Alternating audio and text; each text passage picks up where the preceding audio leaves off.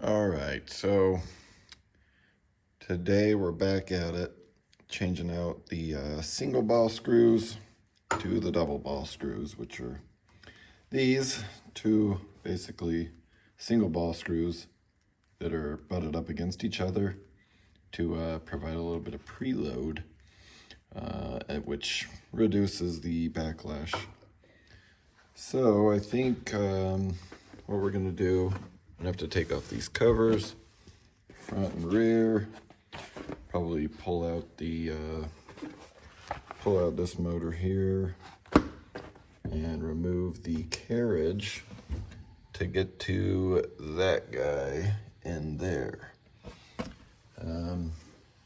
Then for the Z-axis, that's a little bit of a different story. I think the whole head will probably have to come off.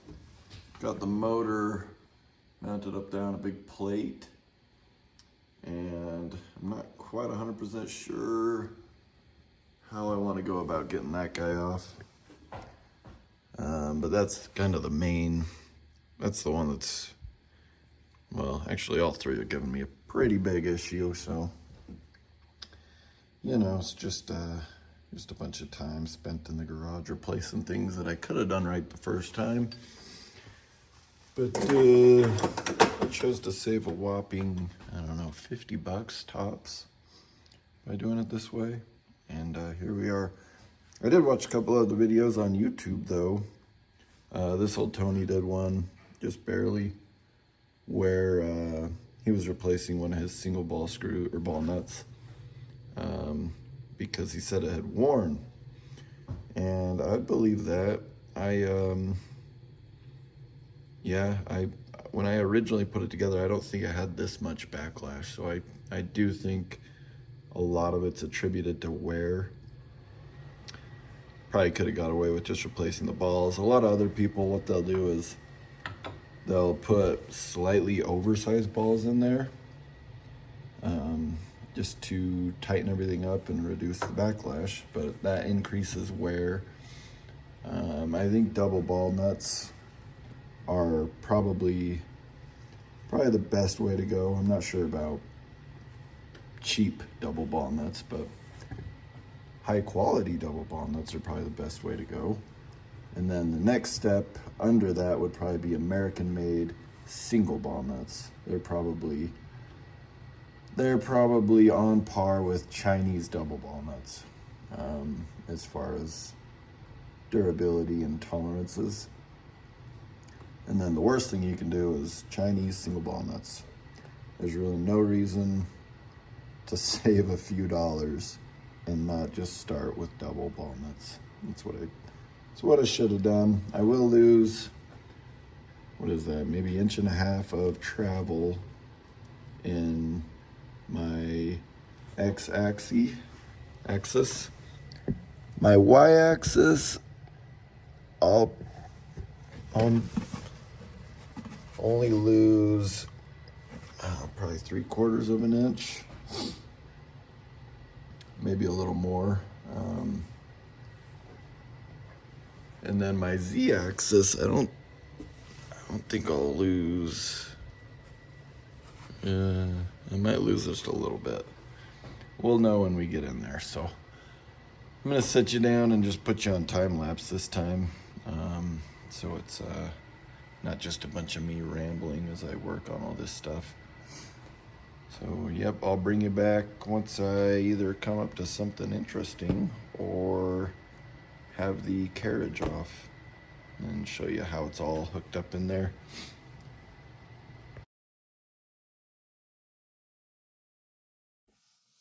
So one thing that's kind of interesting is my oil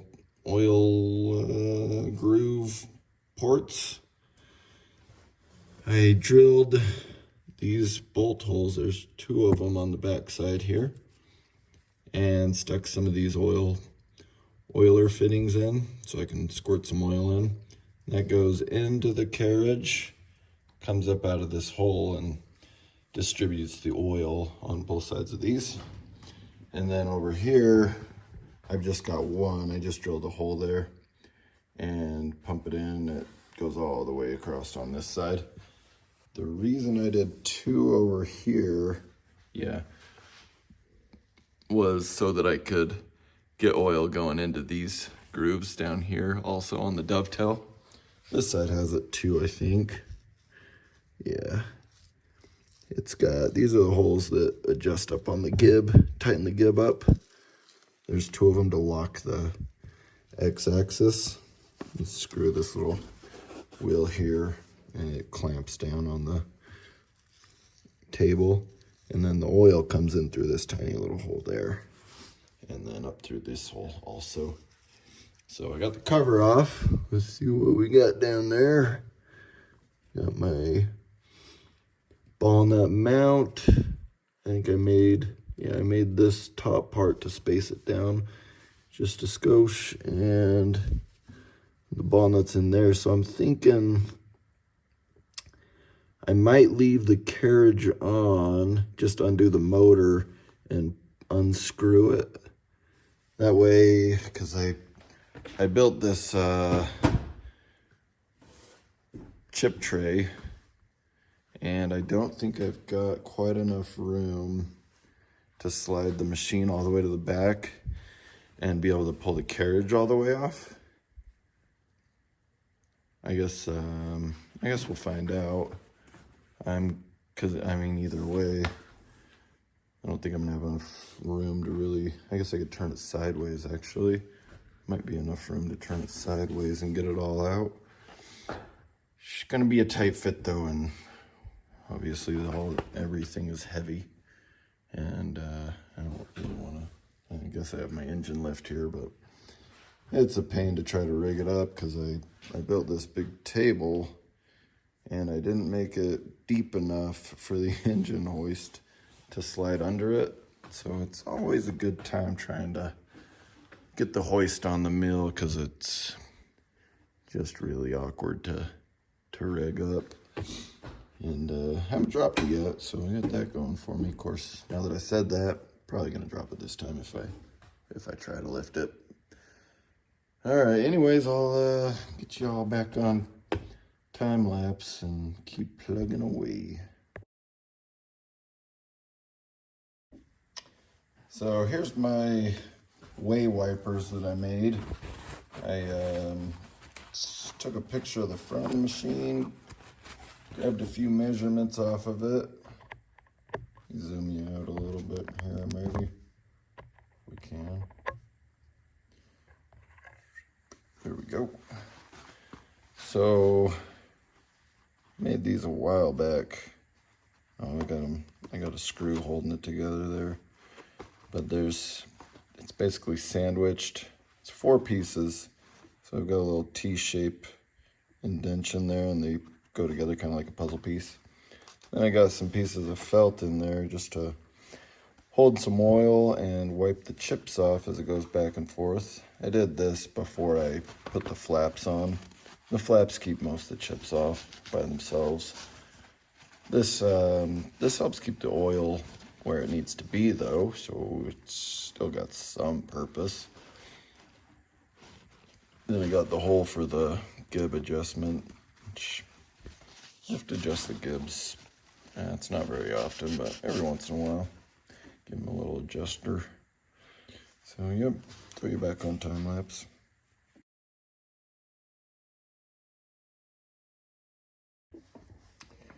All right, so I did get the carriage off. That went well.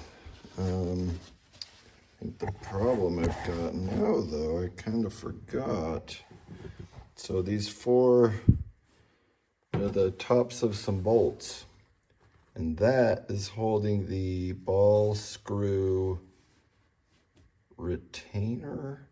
Keeps the ball screw from being able to move. It's got it locked in. I'll show you on the x-axis ball screw.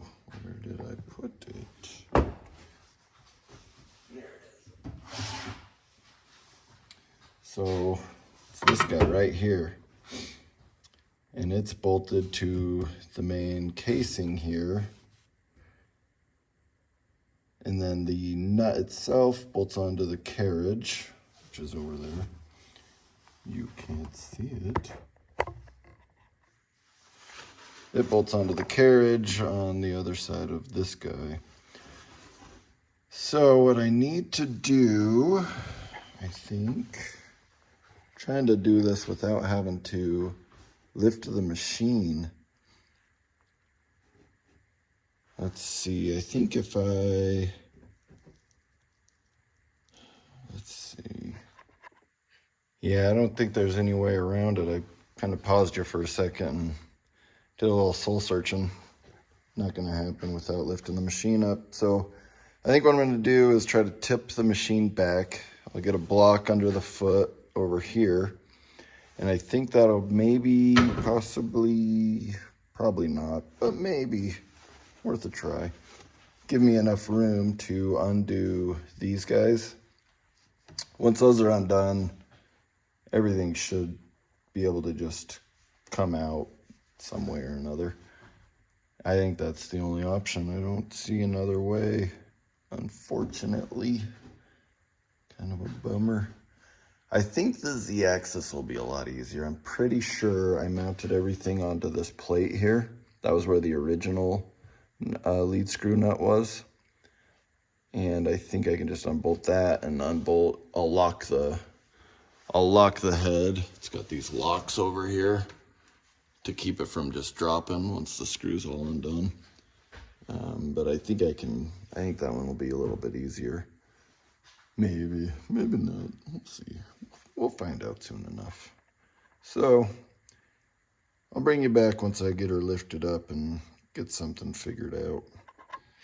All right, so we got her jacked up, pulled out the engine hoist. A little sketchy. You got to 3-leg it to get it in, so I had to stand here whilst jacking it up and sliding my block under.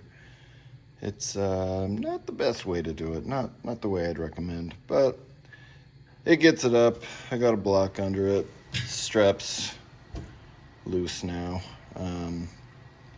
Shouldn't fall. If it does fall, it's just my arm. I got 2 of them, so should be just fine. Just fine with one arm. This is why you always see pictures of people missing fingers and limbs and appendages. But what do you do? Saving me all sorts of time by not having to take apart all this, which took me ages to get square and true and lined up. I don't want to mess with it. I built this big giant plate here so I could machine it perfectly flat and scrape to the bottom the 2 mating surfaces.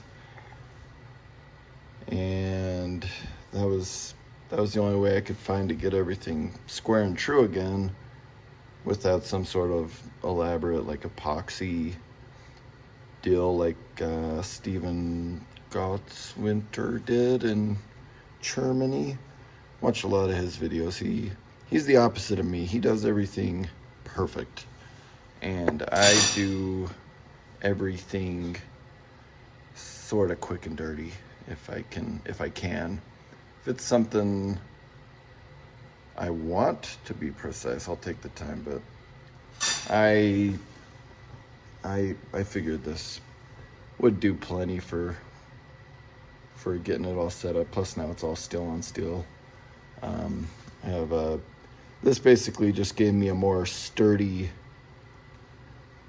less flexible, more rigid base. So I've got this big metal plate, I think it's 1 inch thick,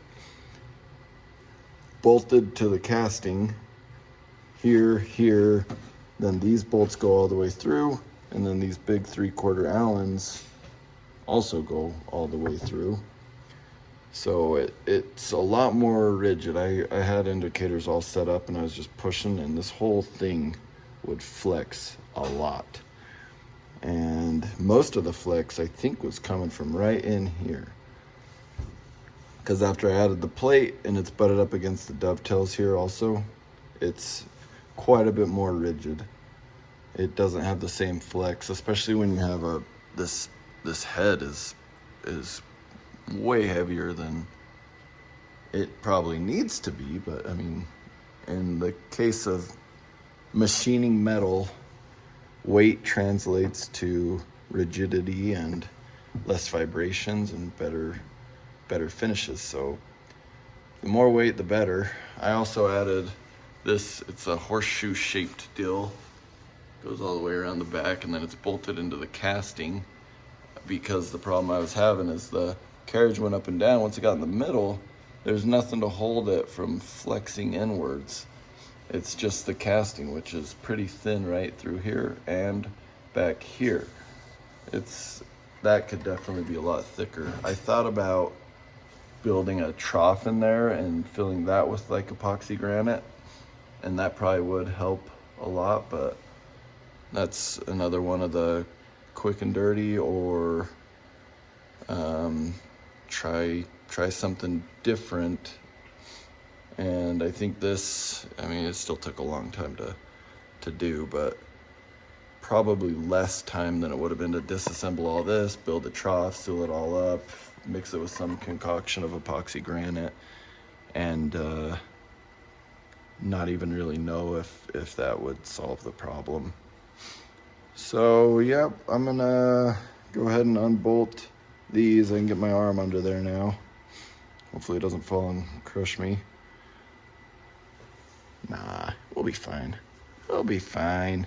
Once I get that unbolted, I should be able to pull this whole assembly out, and then I'll bring y'all back.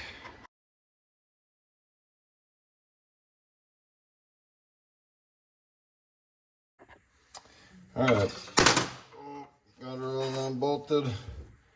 Had this little shim in between that block and the bearing holder mount. And look at that, got her out, just like that.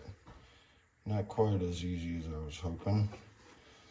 But if you have problems with backlash, some of it could be from this guy. I cranked these super tight, and I think the recommendation is to have one on both sides, a bearing block, to hold the screw from two ends instead of one. But I didn't do that. I don't see how it could matter. Maybe on the Z and X axis, where there's a lot more distance between the screw, you have to worry about stretch in the bolt, but I'm not. It's such a minimal thing that I would never notice the difference. So what's his name? There's another guy on YouTube that he does real precision machining. He has awesome, very super instructional videos, kind of like Steven Gottsvinter, but crap, I can't remember his name. I'll look it up and put a link to his channel or something on the screen when I put this video together. He explains metal as, or everything is rubber. Everything has some flex to it, and there's plenty of ways to test it, and he does, and he shows the results. Kind of like on his lathe, he does a solid post compound, takes out the compound and just does a solid block of steel mounted right to the carriage or the cross slide, which you lose your angle adjust, but you can always swing the tool over to get a chamfer going. He does some pretty awesome videos. He's super educational. And it was all those guys that kind of got me into this hobby. My wife bought me a 3D printer for my birthday, I think, many years ago. I already had a lathe. But after getting the 3D printer, that teaches you how to draw things up in Fusion 360. That doesn't teach you, but it gives you a reason to learn how to use Fusion 360. And it also teaches you the basics of G-code and CNC coding. It's very, very similar. 3D printing and CNC machining are very similar. If you can learn how to 3D print beyond just downloading an STL off of Thingiverse and uploading it into your printer, if you can learn how to make all the necessary coding adjustments and stuff like that, you can learn how to run a CNC machine. So that was kind of a stepping stone from manual machining to 3D printing to CNC machining. And I think the three work together really well. They all go together hand in hand. I'll put you on time lapse again over here, the surface plate, where I'm gonna be swapping this guy out, and bring you back if there's anything interesting. So this one's a little bit better than the last one was. The last one, remember we had it went all the way beyond this channel, so we had to put some shims in there to tighten it up. But this one seems to be right about where you want it to be. It stops right there on it, so you may not have to shim this one. So we got that going for us. I think it kind of sucks, but I think the only way to ensure that this is clean and lubricated is take it all apart. So it sucks, but this isn't really where you want to cut corners. Not that I'm already not cutting corners by using cheap ball screws, ball nuts, but I mean, it's kind of what you got to do. I did notice though, while taking these guys out, that they came pre-stripped.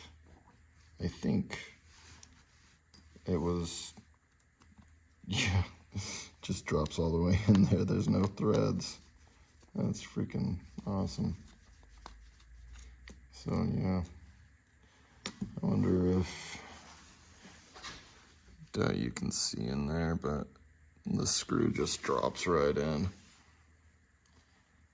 And there's no way to tap this stuff. It's like hard as glass. Watch this.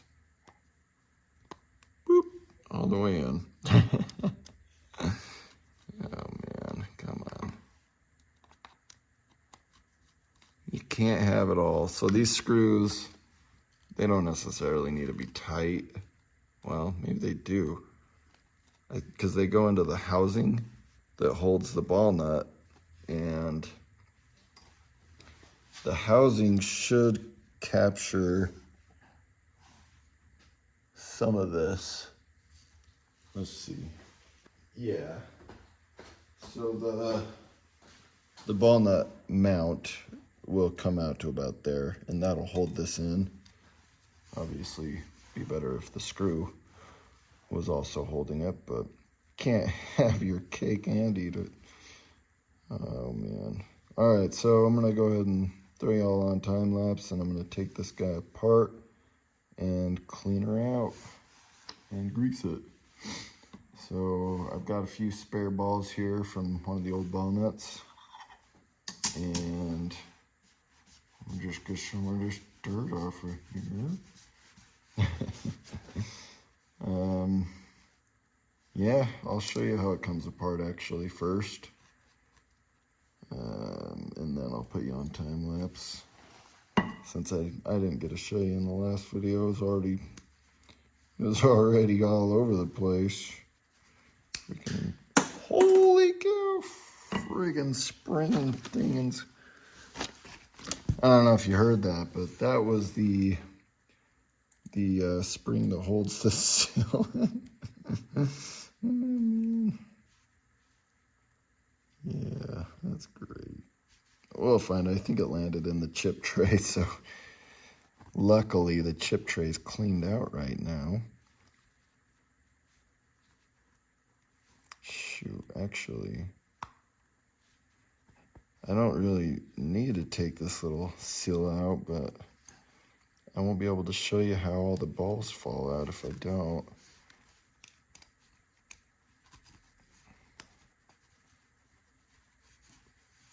Yeah, It's a snug fit. Let me see if I see the spring before I forget. Oh, there it is.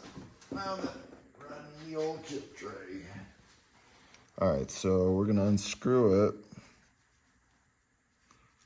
Oof. Yeah, it's pretty gritty. Probably good to take it apart and clean it. I don't know what oil they use. It's like some sort of mineral oil. But if you can see in there, that's one set of balls, and it makes up one thread. And each one of these nuts has 3 sets of threads, and they all stay in their own one groove. So you can see in there, there's the first thread all the balls are falling out of. And I'm gonna count those balls. I think there was 21. I don't know. You basically just fill it up until you can't fill it up anymore. And that's how many balls you want in there. But I'm gonna count them because I'm pretty sure on my last ball nut, it was missing 2 balls from the start. It's also likely that I just dropped them. I did drop a few after I got it all back together, but so let's see. I think I have one more left in there. Yeah. All right, so there's one set of one thread. And let's see how many balls we got. 4, 6, 8, 10, 12, 14, 16, 20. And watch, one of these will have, I think it's 21. I think they're supposed to have 21. So we're gonna count these guys. Just no grease, it's just some super light oil. All right, so we have 18, 20, 20. And I'm like 90% sure I didn't drop any. And there's no more in here. So yeah, it did not come full. That's awesome. But I'll just steal some balls out of there. I think I'll just put one.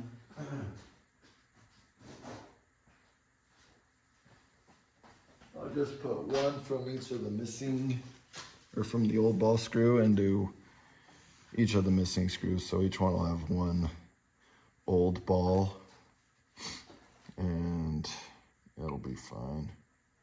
It'll just keep the space. The rest of the balls will be the ones that are doing the loading. And I mean, eventually they're gonna wear out. And I think next time they wear out, which these ones, they lasted several years, so. But next time they wear out, I'm gonna order some that are just tiny bit bigger and try that way. Because I think by the time I've gone through 2 sets of ball nuts, the screws might need to be replaced anyways. So at that point, I will just try loading them with slightly bigger balls. See what that does. So we're at 3.2 millimeters, 126,000th of an inch. The old balls are 123.5 thousandths, 124, 3.15 millimeters. So it looks like they do have a little bit of wear, 3.2 versus 3.15. Yes. But I mean, I'm just using calipers. These are, they're accurate. As accurate as calipers can be. They show you a relative difference. So the relative difference here is these are bigger, those are a little bit smaller. And that's all you need to know. for this application. I'm not gonna get my mics out just to tell me exactly how much smaller, because I know they're smaller. And I don't have any other options, so we're going with that. So on the last one, I had to remove this giant burr right there, because you don't really want that coming off and getting in there. And also, it blocks the seal from being able to do anything. The seal sits right on that, and there's a burr sticking up 1/8 of an inch. And this metal is so flippin' hard. It's like, it's glass hard. It's something else. Last time I just kind of chiseled away at it, and it finally just broke off.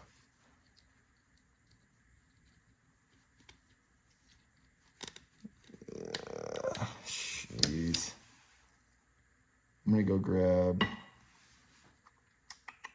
screwdriver and see if we can just tappy tap it out.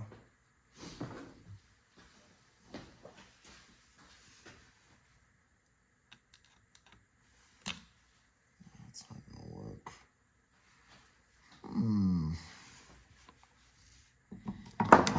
Don't really want to bang on my surface plate either. Oh, yeah, did you hear it break? This stuff is rock hard.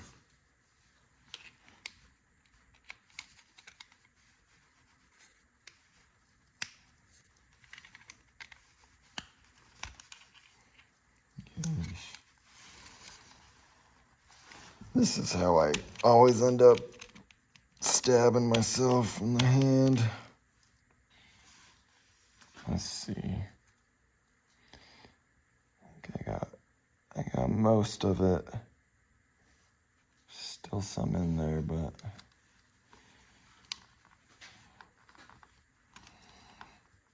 I don't think I can get it. All right, we'll clean her on out. Stick y'all on time lapse again. So these ball screws, they didn't come with a grease fitting like the other ones did. So I have to steal the fitting off of those ones. They are clean. I mean, they feel clean. There's just no lubrication in there. You just kind of skip that step. All right, so I'm gonna get the first 2 rows put in on time lapse, and then I'll bring you back for the last row, because you won't be able to see anything with the first rows anyways, because it's all the way down in there. But the last row, I think I'll be able to actually show you putting the balls in, because it's pretty interesting how these things work. And you can actually see it. I think you'll be able to see it. I'll bring you back when I get there.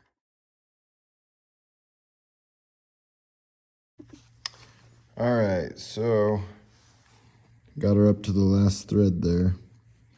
There's this little plastic crossover thing that allows the balls to go around the thread. Once they hit this end, they go up over the ball screw thread, and they start back over underneath, and then they come back around and they just make a loop. It's kind of hard. I don't know how to explain it, but I guess if you ever get a ball screw and you start looking at it, you'll be able to figure it out pretty quick. So I'm gonna do 2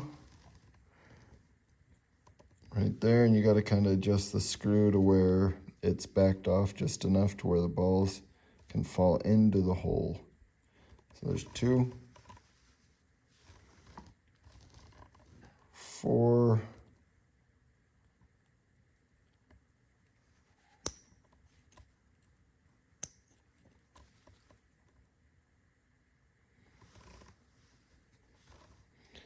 6,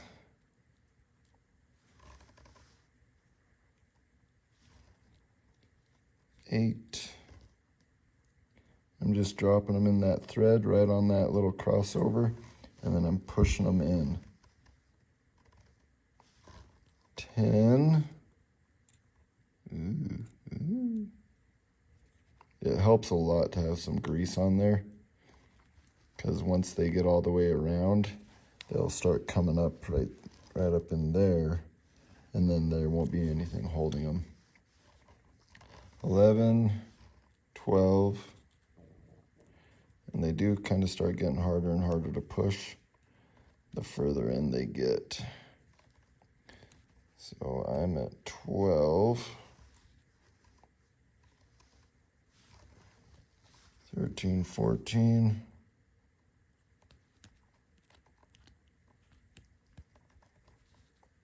See them start coming up around. They'll eventually get to right where I'm dumping them in, and that will be the cycle that they make. 16, 18,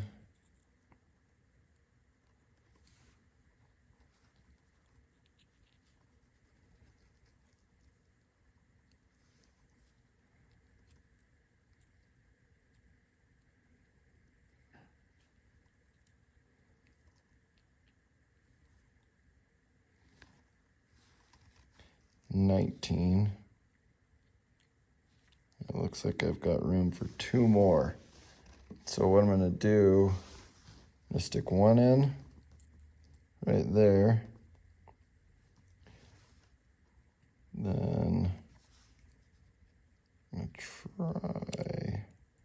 I can't, it's gotten to the point where it's a little too hard to just push the balls in. Oh, maybe not. I'm going to try to go around to the other side, just work them all the way over. And then that way I have an old ball and they're just half on one side, one on one side, one on the other. So now I'm to the point where I can't fit any more balls. There's still just a little space, but I can't fit any more. It won't fit in there. So now we'll rotate the thread, and let's see if you can see them. See the balls, they just start doing their little cycle. They just rotate on through.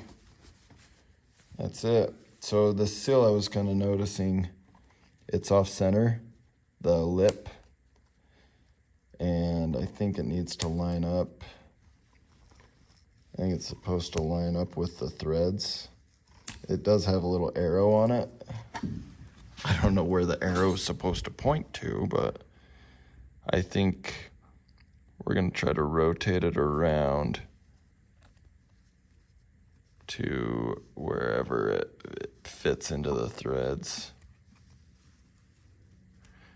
And yeah, it's not like a seal, it's just a piece of rubber that's not going to be damaged really by me doing anything like this. If it were an actual seal, you'd want to be a lot more careful with it, but this ain't gonna matter. So you can kind of see how it's off center. It's a little thicker on this end, and I think it's because you want it to be sitting, the thick end to be down in the groove. Let's see. There's an arrow there. Yeah, the arrow is pointing to the thin side. And I think that's going to end up being...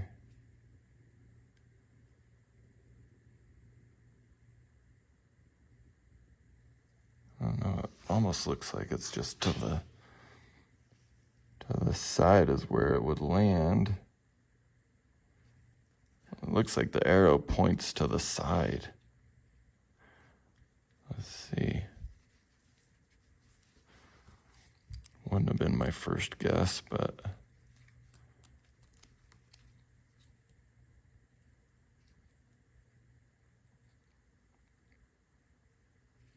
yeah, looks right.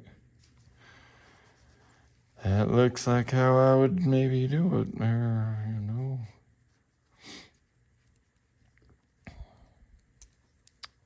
Okay, let's get this guy back in there without flinging it across the room again.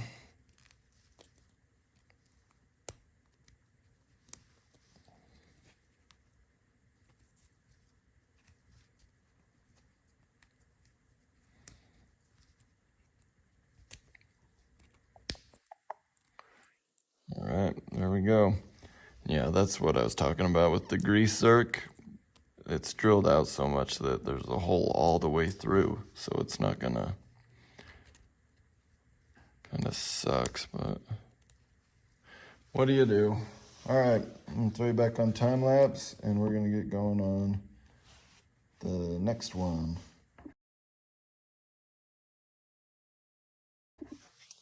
So, run into a bit of a dilemma. Now that I have it all cleaned out, the spacer's in the wrong spot. I don't even know how to explain that. I have more balls than I did before, but now the spacer's in the wrong spot, which is super weird. Like, that's, how does that even happen? I don't know. I have no clue. I wonder if, I seriously doubt it, but before I had this screw in, I just didn't use it because it's got a big burr right there. I wonder if there's that much variance between these two lengths of screw. I guess we can find out though, can't we?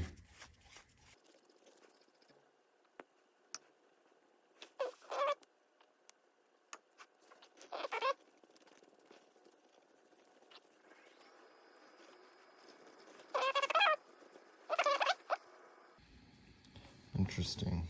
Yeah, not as bad. Not as bad as it was when it was on that section of screw, but both of these sections have never been used.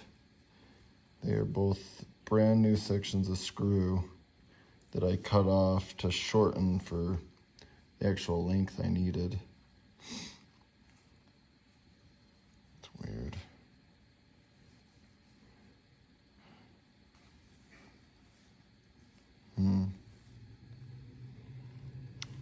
Well, shoot. What do you do now?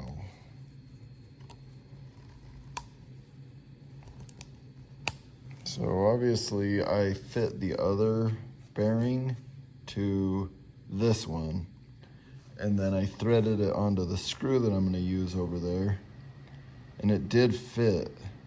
So I think, well, I mean, that could just mean that this piece is from the x-axis. So I fitted it to this piece, and then it fit on the x-axis screw, and then this piece could have been cut off of a different axis. I just don't know. Because yeah, now there's no space at all. It does feel gritty though now.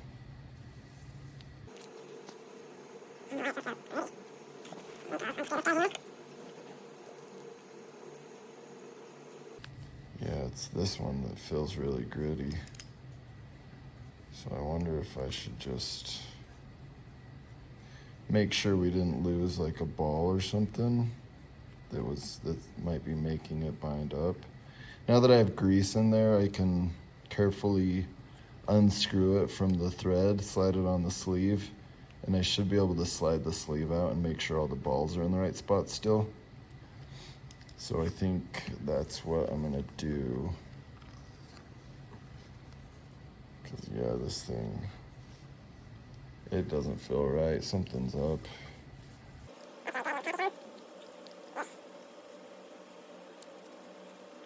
Yeah, it's clean enough. I shouldn't be having problems.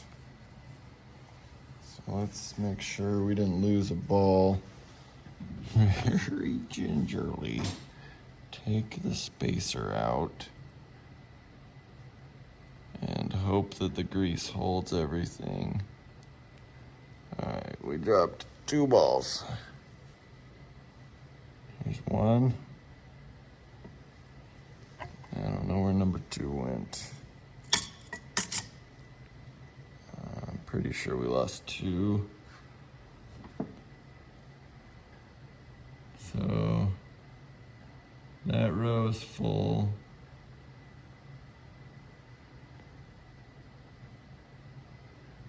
Second row's full.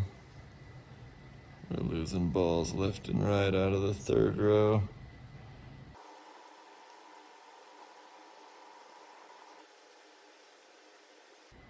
Yeah, first and second row still good.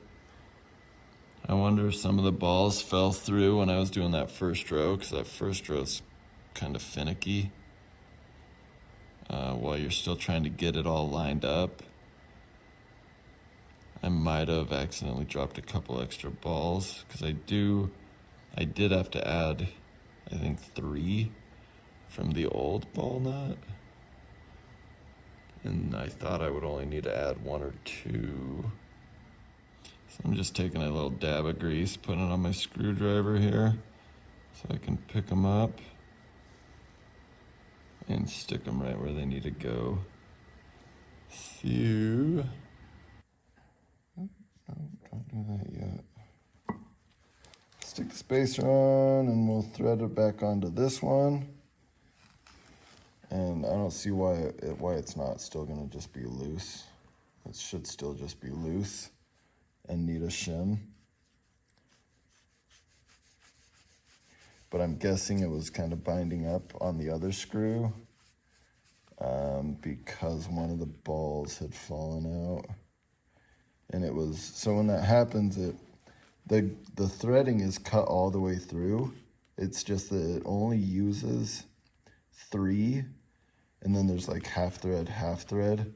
So what'll happen is the ball will get stuck down in that half thread and it has nowhere to go. So it starts to kind of bind up. So yeah, we're still loose on this guy here. I guess I could just go grab the actual screw that this ball nut's gonna be on and test it out there. So I'll take that guy apart and bring it over and we'll see how it fits on the actual screw, and we'll shim it. We'll shim it to the screw that we're gonna actually use the nut on. And then I'll double check the X-axis too and make sure it's still tight, because I shimmed it to this and then clamped it together with these keys and then just threw it on. So I don't actually know that we still have a nice tight fit. I know it's not too tight because it screwed right on, but it could still be loose, and that kind of defeats the whole purpose of a double ball nut. I was kind of thinking, why wouldn't you use some like really heavy duty spring washers, like Belleville washers, those cone shaped dills? That seems like that would be a good way to space this out, is with some thick spring washers, but I don't know that anybody's ever done it that way. I've always just heard of spacers, kind of like with angular contact bearings. This is kind of the same deal, just on a thread. So yeah, let me go grab the actual screw we're gonna use and we'll give that a whirl.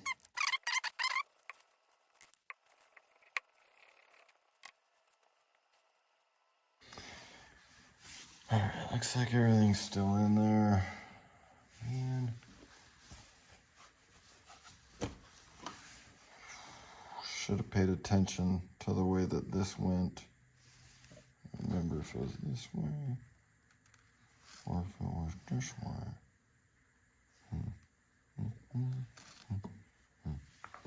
1 second. Yeah, it goes ball nut and then it goes spacer. So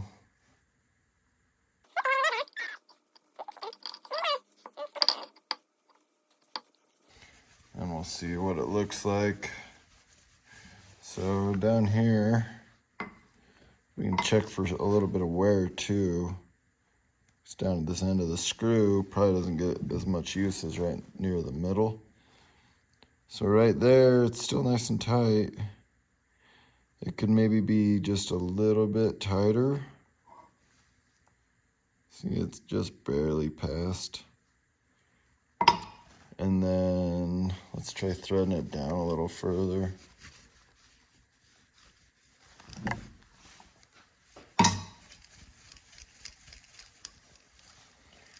like somewhere kind of near the middle. We'll see how much space we have there. What are we looking like? Pretty much exactly the same. It's just barely going past where I would want it to be. So we'll take one of those shims that I cut yesterday and we'll try throwing one of those in. This one here I think is 1.5. So I'm thinking it looks like this pocket is milled deeper on this one maybe.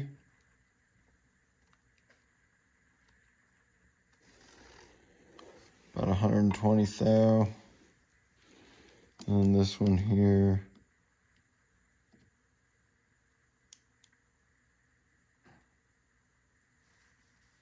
$106 thou, 15 thou.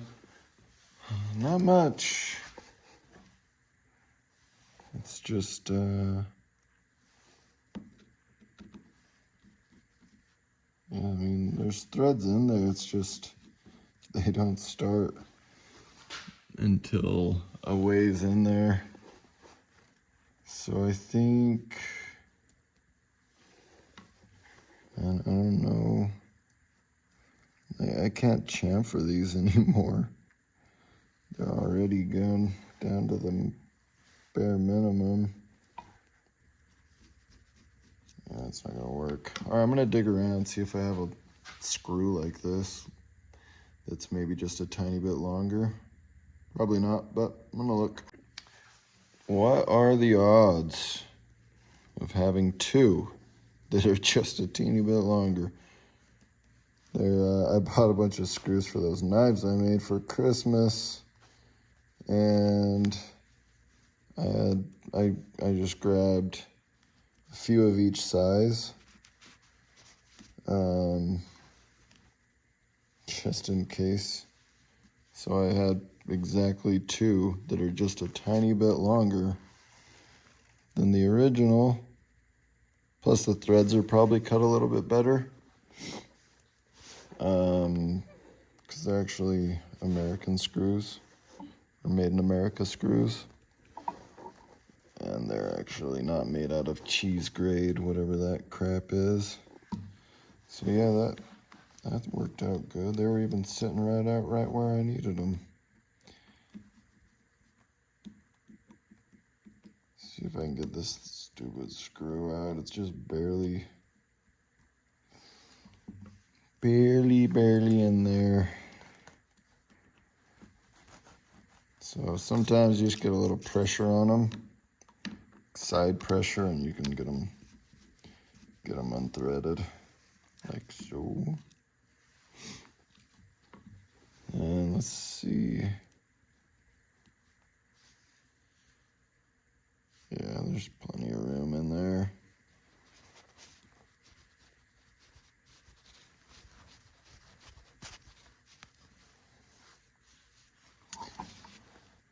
Definitely looks nicer than having a Phillips head in there. All right. Tap, tap, tap, tap, tap, tap. Okay, so it does feel better. I'm kind of starting to think that the x-axis is going to be loose because we sized it to this guy, and this just feels tighter. So I'm gonna have to, I'll just pop the keys out of the x-axis and just make sure. Just double check it.